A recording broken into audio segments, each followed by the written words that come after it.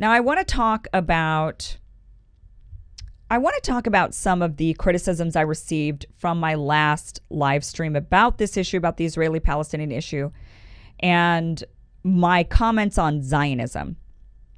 So in particular, I received some pushback on this from some Israelis and some Jewish Americans, and maybe even some that weren't. I'm not sure. Some didn't identify themselves. So the pushback was that maybe I didn't fully understand Zionism, that, the way I described it by saying that it's the idea of an Israel or the Jewish people returning to the Holy Land, and then showing you guys kind of a map of where the Holy Land encompasses, and it's a very large area that is way bigger than the current borders of Israel. It's a much larger area. And so I received some pushback on this. So I just want to clarify some things when it comes to Zionism. So there are many flavors of Zionism. Some Zionists are just, a lot of Jews in America will say, I'm a proud Zionist. And what that means for a lot of people is just, I believe in a home for the Jewish people. And it's that simple. They just say, a home for the Jews, a place where we can be one together and safe. So Zionists will say, a lot of people, and I think that's kind of the majority of the people, they feel like Zionism is just the belief in a home for the Jews, a nation for the Jews exclusively. Maybe with an Arab minority, but exclusively that. And yes, that is definitely fits within the definition of Zionism. Zionism is just, and that's really all it is the definition is believing in the national and religious identity, creating a community, a nation with a shared religious and national identity for the Jewish people. That is exactly what Zionism is. And it does come in numerous flavors. So you do have like the basic, I just believe in a home for the Jews and that's it. And there's no real thinking about where that landmass covers or even where that land is. Some Zionists might be fine with, they might have been fine with the original proposition that the British had, was an uninhabited area of Uganda. Maybe some Zionists would have been like, okay, that works, right? All the way to the most extreme. So it's a spectrum. Zionism is a spectrum. And you've got the mild ones that are like, yeah, just a home for the Jews. And then you've got the real extreme ones that say, no, God said that we will be given the land, that all the descendants of Jacob would receive the Holy Land. And so then, okay, so that's like another flavor where you believe you receive not just a home, anywhere, but you specifically think that you deserve the land, that God promised the land, the Holy Land, to the Jewish people, the descendants of Jacob. So then the question is, okay, where's the Holy Land, right? Well, the Holy Land, there's a small region of Holy Land and interpretations, because what they're doing is they're going based off of like the Torah or the first 5 books of the Bible. And they're trying to say, okay, well, God said it went from here to here or from there to there. And so there's a variety of interpretations of where the Holy Land is. Some are small, some are large. All of them, even the small ones, however, are larger than the current boundaries of current Israel. So the Zionists that are, even the ones that say, the Holy Land is smaller, they still believe that it's larger than the area that Israel currently has access to. And their belief is that it seeps more into Lebanon, if not all of Lebanon, and a good chunk of Syria and Jordan. Maybe going into Egypt. It kind of depends on the interpretation. So the largest landmass would be one where the Zionists that believe in the largest interpretation of the Holy Land would say that the Holy Land goes from the Nile to the Euphrates and the Tigris, from the Mediterranean all the way inland to really well into Iraq, maybe even all of Iraq. It's where Abraham was born. I believe he was born in the town of Urn, U-R-N, I think. I'm kind of rusty on my Bible studies. So that's a huge chunk. Now that would take up what I was talking about in my last live stream, which is you going into Egypt all the way to the Nile. You're going all the way. You're going to swallow up Lebanon. You're going to go all the way up there to that Tigris and Euphrates River. So that goes up, I believe, it to the base of Turkey even. Mediterranean, you're going to swallow up Syria, Jordan, and you're going to swallow up quite a bit of Iraq. Now, the map I showed had it's like a big square chunk. Let me see if I can pull it up for you. Let me see.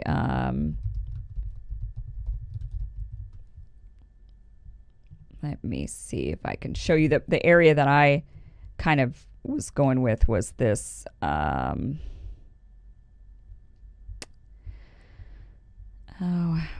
come I'm not looking for it correctly? I don't know what terms to search for in order to.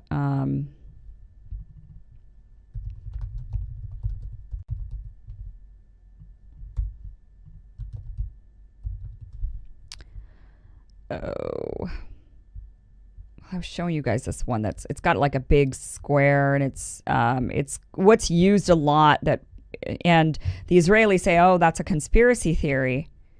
They say this is and we're going to go over this conspiracy theory. So they say it's a big conspiracy theory.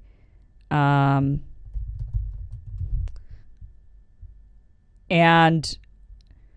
so that's the criticism I received. They said, okay, here it is. Like, here's, let me see if this will pull up.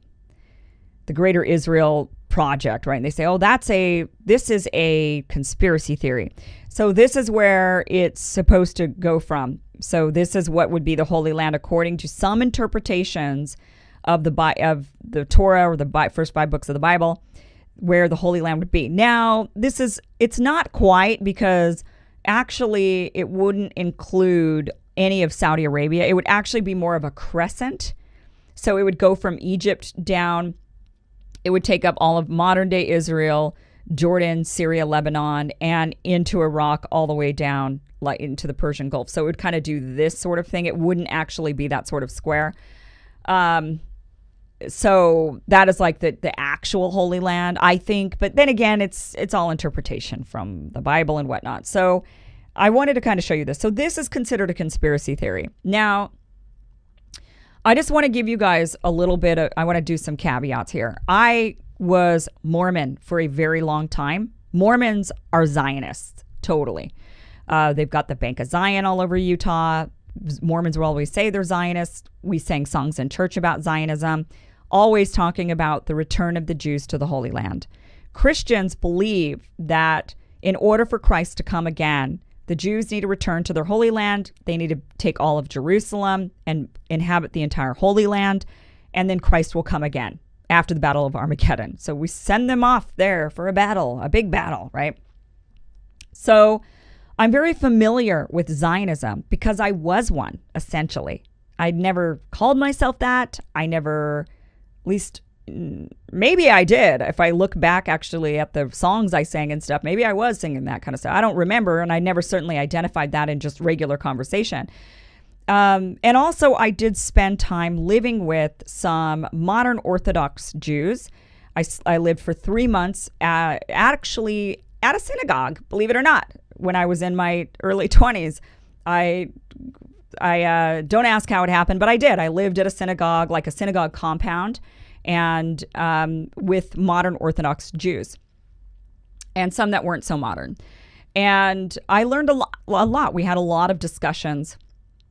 And in fact, I believe that the synagogue was called like the Knesset Israel something rather. I don't remember the full name of it. It's been a long time, guys, like 30 years or how long? No, 20 years. It's been a long time. I'm not that old. So now this is considered a conspiracy theory. So I want to just kind of address the conspiracy theory aspect of this a little bit.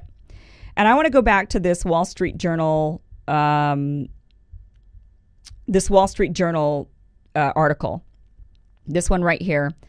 This was an opinion piece written in 2008. And I want to bring this one up because it kind of details a little bit of, is this a conspiracy theory or is this possibly true?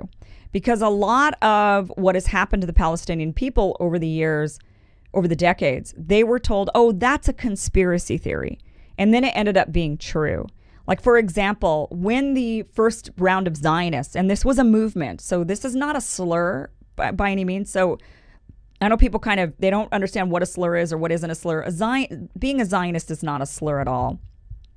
And it was a movement. It started off as a movement. It was not a popular movement at all. It wasn't popular with any of the Jews around the world until after World War II. That was the only time it gained steam. But prior to that, it was really like a fringe. They were kind of viewed as a bit crazy. A lot of the Jews around the world were like, well, we don't really want to go there. We're happy where we are. So when the first round of Zionists showed up on the shores of Palestine at the time, and all of the Arab people were living there, they were welcomed. Everything was fine until the Arabs caught wind of the Zionist plans. They realized they were dealing with people that believed that they were going to take the land back over, that it was going to be their land. So that obviously was very alarming, right, to the Palestinians that were there. They were like, what? Wait, so you came here, we welcomed you, everything's fine, but what is this whole plan? What's going on here? And they told these people it was a conspiracy theory, that they were believing in a conspiracy theory. And when the Ottomans were no longer ruling the region after the end of World War I, and the British were able to gain control of the region, the Arabs again started to rise up a bit, and they were saying, hey, we have this pretty strong inkling that these guys want to come and create a land for themselves, that they're creating a nation. And again, they were told that's a conspiracy theory. That's not true. It's a conspiracy theory. So now we know that is not a conspiracy theory. That is exactly what was the plan, and it did happen. So then when it happened and Israel was declared itself a nation, what happened was the British said, okay, look, they were pressured. There were some terrorist attacks against them by these Zionists that really, really wanted the British to cave and carve out this land and give it to them. And the British were saying, yeah, I don't know. We got all these Arabs there, and they're kind of mad about this idea. And so I don't think it's a good idea because there's more of them than there are of you, and they don't like it. And so there was a lot of pressure against the British government. There were some terrorist attacks. And ultimately, the British finally, after the end of World War II, and they saw, and they were like feeling sad about, upset about World War II and what happened to the Jews. And they said, okay, what we'll do is we'll just kind of back out. We're just going to kind of leave the area, and we're not going to protect the Palestinians anymore. Do whatever it is what it is. And so there was a war. The Arab nations came in to try to take the land back. They didn't want this, creation of a new land for these Zionists there. They didn't want any of that. And there was the war, and then, of course, the Arabs lost that war, and they were shoved out of the region, and they were expelled. 700,000 of them were expelled, and they were moved. And during that time, between 1948 and 1967, a lot of the Palestinians said, we believe that these Jewish people want to come and take Jerusalem. And they were told that was a conspiracy theory. So all throughout history, we have a lot of instances of the people in that region being told that they believe in a conspiracy theory.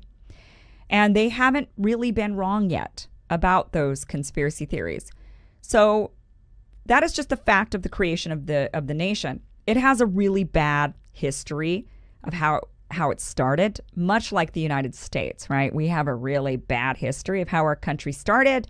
Israel has a pretty bad history for how the country started. It doesn't help at all to whitewash that history. It's best to acknowledge the history, understand the history, and then move forward from there, understanding it. Now, the difference with them and us is their history is fresh. People lived it, and they're still alive today. The people that were expelled from that 1948 war zone, essentially, and removed from their homes are alive today. In fact, Gigi Hadid and Bella Hadid, the models, their father was one of them. He had left Israel, Palestine in 1948 after that. So, his family they left during that time. So, this is something where people who are still alive today experience this. So this isn't something from, back in the day in the 1700s and this whole thing happened and none of us were alive or even around. It's a bit different. So I want to pay attention to this article a little bit because this kind of gives a little bit of the feeling to understand where the Palestinian people are coming from. Because it's one thing if you say, well, why couldn't they just share? Why couldn't they just accept the Jewish people and not be, a bunch of bigots? But it's not that simple. So here it says in this article, now this is written by somebody who says that they want to share the true story of what happened in 1948. Israel and Palestinians, the true story, it says. It says 60 years after its establishment by an internationally recognized act of self-determination, Israel remains the only state in the world that is subjected to a constant outpouring of the most outlandish conspiracy theories and blood libels, whose policies and actions are obsessively condemned by the international community, and whose right to exist is constantly debated and challenged, not only by its Arab enemies, but by segments of advanced opinion in the West. So that would be us, right? So he goes on to say, I'm not going to read this whole article to you, but he says right here, far from being the hapless objects of a predatory Zionist assault, it was Palestinian Arab leaders who, from the early 1920s onward, and very much against the wishes of their own constituents, launched a relentless campaign to obliterate the Jewish national revival.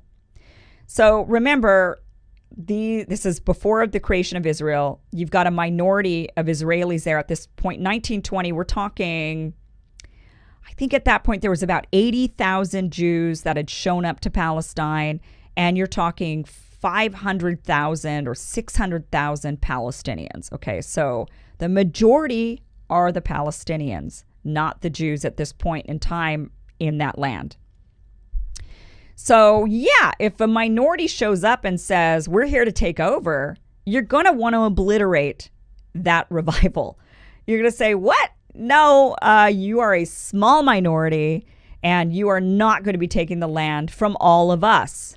There's 600,000 of us. There's 80,000 of you. No way in hell. So he goes on to say, the simple fact is that the Zionist movement had always been amenable to the existence in the future Jewish state of a substantial Arab minority that would participate on equal footing throughout all sectors of the country's public life. Listen to the arrogance of that statement. The simple fact is the Zionist movement had always been amenable to the existence of, in the future Jewish state, of a substantial Arab minority that would participate on equal footing. So they're saying, look, we would have been nice to you. I mean, we would have, allowed an Arab minority, and we would have allowed them to have some say in the politics of this Jewish nation. Really? There's 80,000 of you at this time, and then it grew. It's still a minority, though, by the way. There's still more Palestinians than there are Jews in that region. And they're saying, well, we would have let them participate in some politics as long as there's a minority of them. Well, how are you going to get to the minority? How are you going to make them a minority? That's what everybody wants to know. It says right here, in a famous 1923 article, Jabotinsky voiced his readiness, quote, to take an oath binding ourselves and our descendants that we shall never do anything contrary to the principle of equal rights, and that we shall never try to eject anyone, he says. But then it says 11 years later, Jabotinsky presided over the drafting of a constitution for Jewish Palestine. According to its provisions, Arabs and Jews were to share both the prerogatives and the duties of statehood, including most notably military and civil service. Hebrew and Arabic were to enjoy the same legal standing, and, quote, in every cabinet where a prime minister is a Jew, the vice premiership shall be offered to an Arab, and vice versa. Okay, that sounds nice, except that doesn't... Yes, in a utopia, if you started from scratch, I guess, and you were equals, and there was an equal number of you, it would still be offensive to the Arabs, even if it was an equal number, which it wasn't by any stretch of any imagination. It would have still been offensive to the Arabs to say, listen, we're going to create a Jewish nation. It's not for you, it's ours, but we're going to let you participate. So whenever I'm a prime minister, I'll let you be a vice prime minister. How about that? Deal? That's our way of sharing with you. That is, so yeah, this has always been a sore spot for the Palestinians, right? Like this minority group shows up and says, we're here to take over.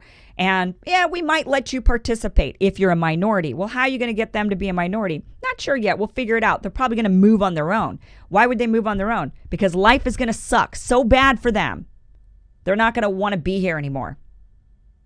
And that's ultimately been the movement from the beginning. And that has been the angst of the Palestinian people from the beginning. Now, the Palestinians never said this is just an Arab nation and only for Muslims, and that's it. They never declared it that. They've never given that same sort of mandate to the land of saying this is for us and not for you. The Palestinians never said that. They said, okay, you can come and live here and live in peace amongst us. But, we're here and we're not going anywhere. But that's not the way it's gone on the opposite side. The opposite side says, no, this is a Jewish nation, a home for the Jews. And if you're not one of us, then this is not really your home. We'll let you kind of live here, but it's not really your home. We might let you participate, but not fully. So